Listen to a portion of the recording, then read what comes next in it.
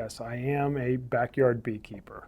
And so I do keep bees, and it's sort of a hobby, sort of a family hobby that I got into about 3 years ago. I got into it just because you would hear a lot on the news about the importance of honeybees and how they pollinate our foods and how important they are to our environment and what we eat and to farmers and all of that. And so I saw a lot of stuff online, and I thought, what's going on with the honeybees? And so I did a little bit of research, and I found that, well, you could actually buy a package of bees and have them either delivered to your house, or you could pick them up at a provider. Lo and behold, you set up a hive in your backyard or front yard or wherever you could place a beehive, and then you introduce a packet of 3 pounds of bees.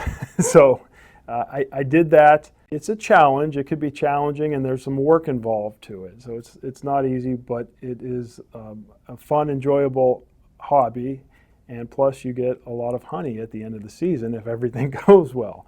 And there are some risks. So you got to be careful of bee stings and things of that nature. I have gotten stung, and I've gotten stung at places that you don't really want to talk about. So I tend to be particularly careful these days. And there are things you could do to prevent that from happening. For example, every beekeeper has a smoker where they blow smoke into the hive, and it sort of calms the bees down or gets them distracted of what's going on. But I found that when you're extracting honey at the end of the season, that's when they tend to be very active, and they get to be very defensive of their hive. I have gotten stung, and it did result in my wife buying me a full bee suit. I don't always use the full bee suit, but like I said, when you're harvesting the honey at the end of the season, I do use the full bee suit.